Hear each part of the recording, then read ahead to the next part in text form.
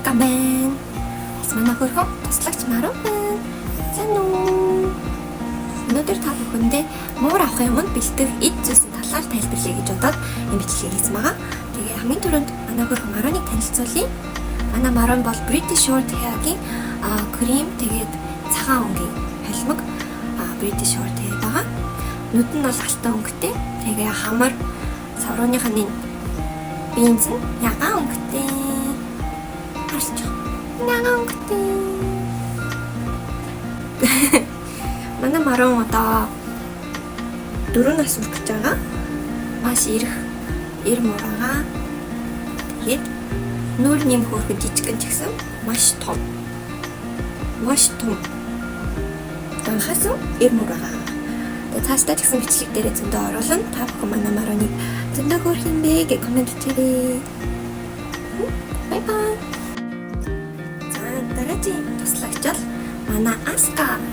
Манай Аска бол Марууны төрсөн ээж нь British Short Hair-гийн mix өнгөтэй. Цаарал, жоохон шаргалдуу, хар өнгөөс орсон байгаа. Тэгээ манай Аскагийн нүд нь бас Маруутай адилхан алтан өнгөтэй. Марууны бодвол үснийх нь одоо энэ төрөл нь илүү тийм шигүү тачирсан зузаан үстэй. Тэгээ манай Аска бол одоо 8 нас хүрсэн ээж байгаа. Зөндөө их мама төрүүлсэн. Үржүүлэх газар 6 жил байсан байгаа. Тэгээд 6 настай хойш бол төрүүлэх чадвар нь буурдаг болохоор гэр бүл хайж ингээд тэгээд би Марууntайгаа ер нь цаашдаа цугаад хийжээ гэж бодоод авсан байгаа. Тэгээ манай Аска манай гэрийн гүнж байгаа. Та бүхэн маань бас манай Аскаг зөндөө хөрхөн гэд комент хийж өгөөрэй. Аска. Тата хөрхөн. Манай Аска амар тийм бамбар цулцсан. Айш нь бол их хөөрхөн. За мань цааш чигсэн. Дэмжээрэй.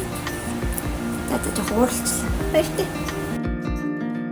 За тэгвэл та бүхэндээ муур дижихийнхаа өмнө бэлдэх 7 зүйлс ба тэрнийхээ дараа нэг багаар цуглуулбал дээр гэж бодсон зүйлсээ та бүхэндээ танилцуулъя гэж бодож байна. Хамгийн түрүүнд бол муурны тор байвал их дайжгүй. Японд бол ер нь хүмүүс муур нохоогоо анхандаа бол одоо хооронд хийгээд гэртээ тасгадаг. Ялангуяа муур бол шинэ орчны үнээр дуу чимээ одоо шинэ орчин тасгад ер нь бол 7 хоногоос 2-7 хоног бол хэрэгтэй гэдэг учраас шууд одоо ингээд дас гэд өрөөнд оруулах биш торон дотор хийгээд багаар торноос нь гаргаад 90 тонныхоо орчинд тасаж одоо үнэрлж тайвшрах тийм багаар тасгадаг байгаа. Тийм болохоор тортой байвал их дайжгүй.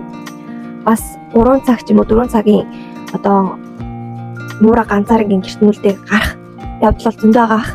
Тэр үедээ шинээр авчирсан муураа бол торон дотор хийгээд 3 юм уу 4 цаг устай хоолтой байлгах юм бол ямар нэгэн одоо гэмтэж байх асуудлаас сэргийлж чадна. Тэгээд манай Марууник бол орой унтахтаа бол торон хийдэг. Ягаад гэвэл манай Маруу ингээ шүн ингээ бичигнээд гүгээд юм унгаагаад ер нь бол унтуулдаггүй.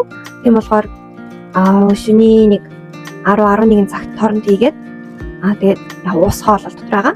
Байлан ч гэсэн дотор нагаа. Тэгээд өглөө ажилдаа явахын өмнө 6 цагт торноос нь гаргаж байгаа. Тэгээд одоо үгдэмдээ бидний хүний одоо өдрийн системтэй дасах тал дээр ч гэсэн тортой байвал их дайжгүй гэж бодож байна. Гэхдээ торонд хийхдээ бол заавал ус хоол аюулгүй байдлыг хангаж хийх хэрэгтэй гэдгийг та бүхэнд анхааруулж хэлье.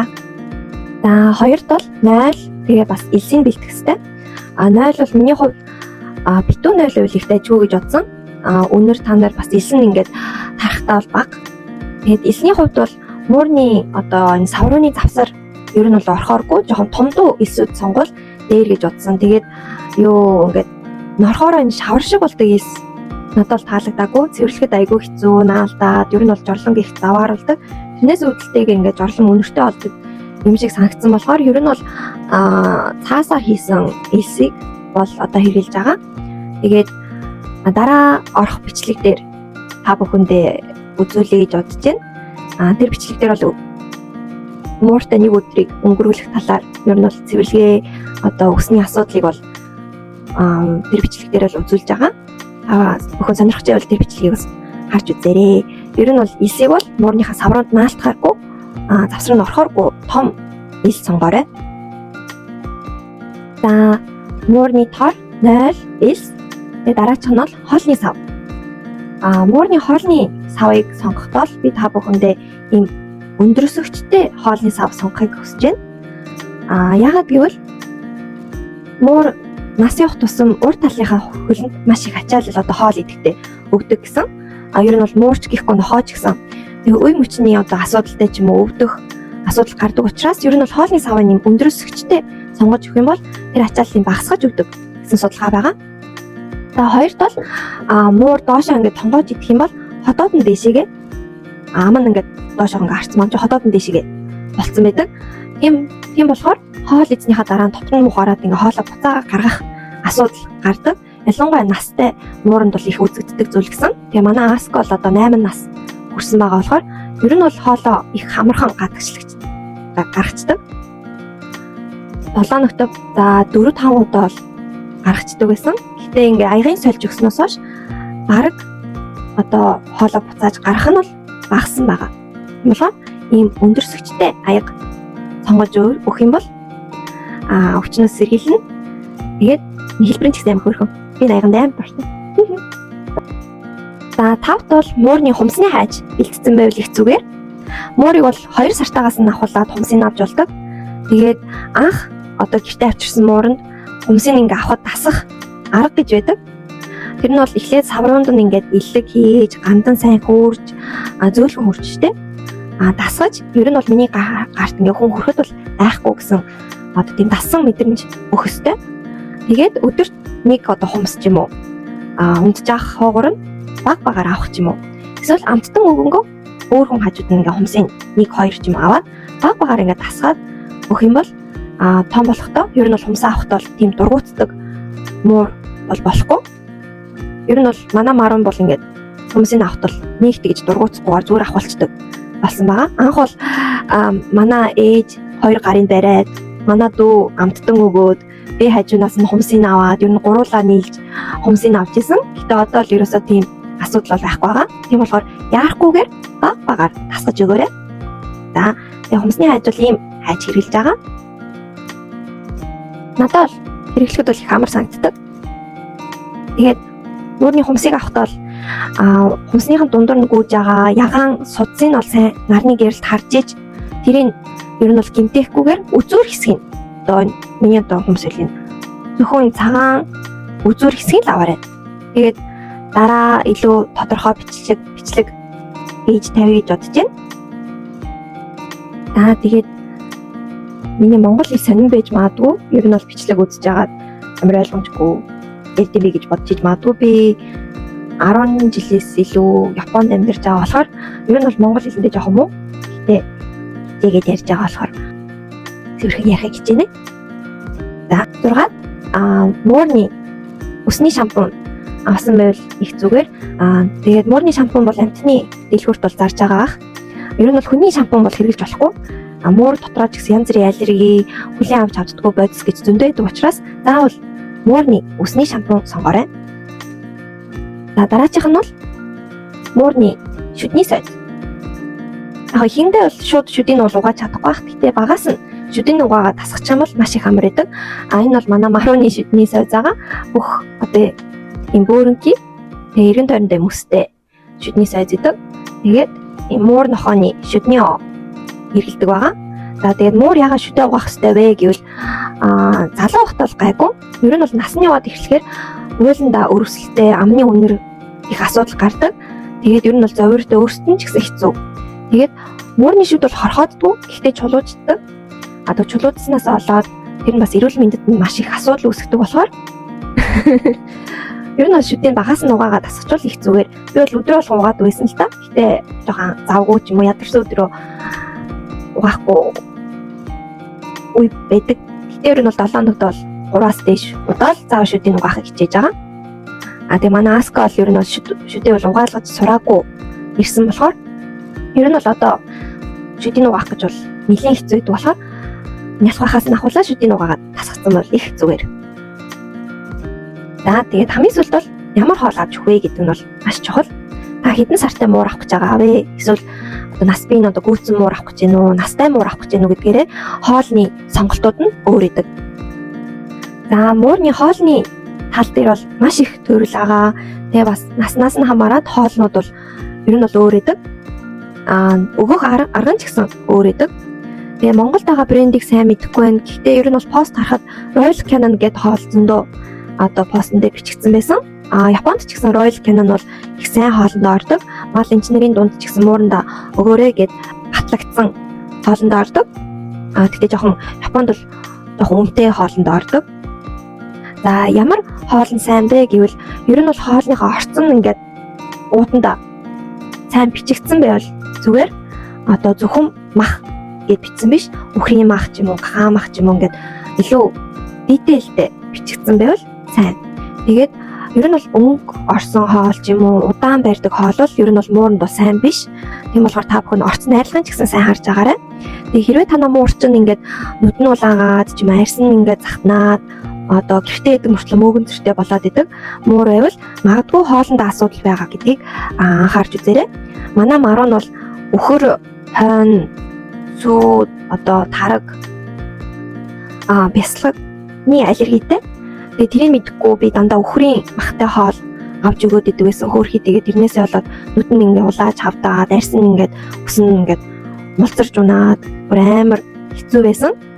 Гэхдээ одоо л хоолыг ингээд аллергины орц ороогүй хоол сонгож өгснөөс хойш дайжгүй. Яг нүдэн жоохон улаадаг тий. Дайжгүй болсон. Тийм болохоор муурныхаа хоолыг бас сайн анхаарч аваарай гэж хүсэж байна. За тэгээд хоолны талаар ярьж байгаа дээр мууранд өдөрт ер нь хэдэн одоо грамм хэмжээтэйгээр хоол өгөх вэ гэдгийг жоохон товчхон тайлбарлая гэж бодож байна. За 1 сартай муур бол заавал муурны сүү уух ёстой. Ер нь бол ихийнхаа сүүг уух ёстой. Тэр сүүнээс ингээд витамин, дархлаа сайн авч иж ер нь бол ирээдүйд бие нь эрүүлээдэг. Тэгэхгүй 1 сартаагаас нь ээжээс нь салгаад тийчих юм бол ер нь бол дархлаан буутай муур болно. Тийм болохоор янз бүрийн одоо муурны ханаад ч юм уу те тусгатаа амархан болдог болохоор ер нь бол муурыг бол 2 сартай ч юм уу 3 сартаагаас нь хойш хүмүүс өргүүлж байгаасэ гэж хүсэж байна. За 2 сартай муур бол одоо шүдэн жоохон ургаж эхэлдэг болохоор нойтон одоо нялх муурны нойтон хоол ч юм уу эсвэл одоо нялх муурны хуурай хоолыг жоохон усан твтээгээд өгөөл зүгээр. Тэгээд нойтон хоол ч юм уу хоолыг усан твтэх муу гэд хүмүүс бичсэн байдаг постн дээр. Тэр нь бол удаан халуун газар тавих юм бол тэр чинь угаас өмхөрөөд одоо хааг бактери үүснэ. Тийм болохоор заавал идэх цагт нь идэх хэмжээгээр нь өгөөрэй гэж хүсэж байна.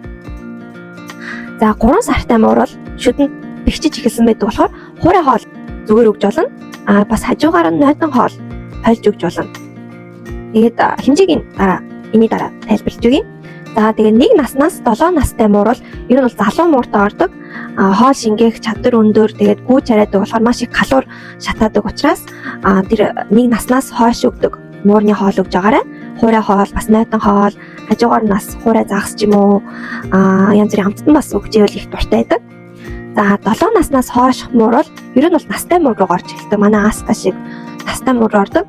Настай муур бол ер нь бол ходоодны шингээх чадвар нь багасч эхэлдэг. Буурж эхэлдэг юм байна. Буурж эхэлдэг. Тийм болохоор ходоодонд нь сайн одоо 7 наснаас дээш senior cat food гэх юм уу? Настай муурны хоолыг манай Монгол зардаг бол өгөөрэй гэж хүсэж байна. За өдөрт хэдэн грамм өгөх ёстой вэ гэдг нь ер нь бол жингээс нь хамаардаг.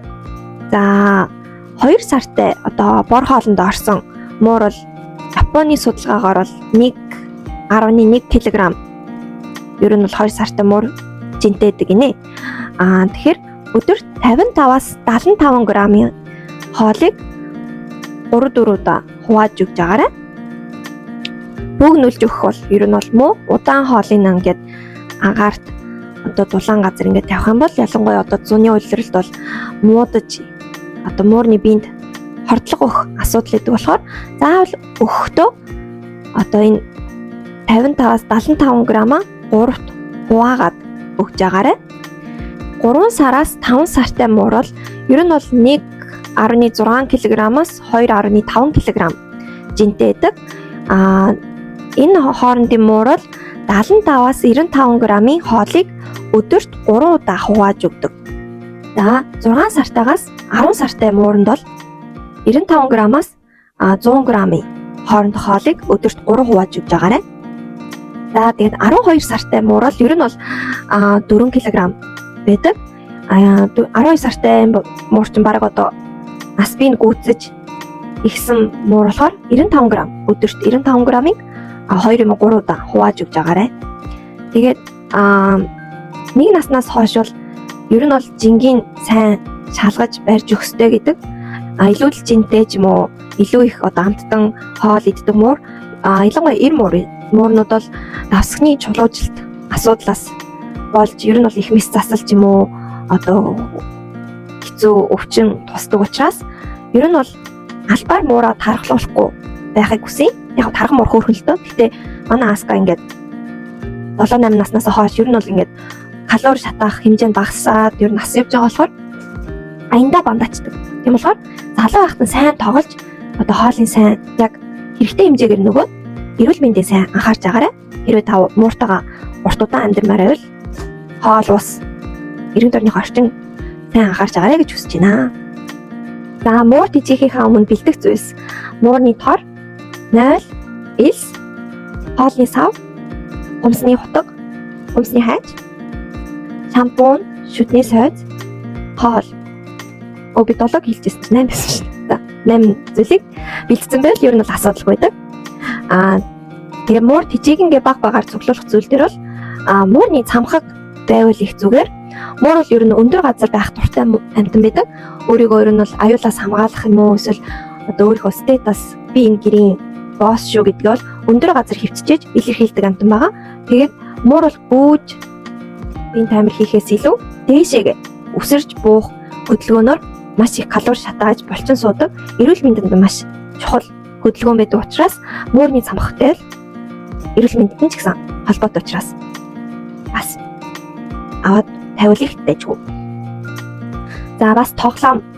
Янз бүрийн постн дээр ингээ манай муур гарын маань хазаад байна, хүүхэд хазаа тоглоод байна, хөл гар хазаад байна гэд ер нь пост хийдэг. Ер нь бол багаас нь гараараа тоглоод байх юм бол одоо манай монголчууд ингээ амтан харахаар ингээ үе гэх гараар ингээ тоглоод идгийг бол би багаас бол харж байсан. Тийм учраас муурандаа заавал тоглоомоор тоглож өгөөрэй. Тэгээд тоглоом бол жижигхэн бөмбөг ээж болно, уяатай бич яваад ир. Уяатай тоглоомд бол муур маш их дуртай байдаг. Тэгээд би энүүгээр тоглох дуртай би ягаад гэвэл холоос ингээд хэвтэнгээ мууртайгаа тоглож болдог болохоор амар юм аа гэж бодоод энэ та бүхэн бас муурандаа тоглоом аяндаа авч өгөөрэй. За тэгээд хамгийн сүүлд нь бол найжуур.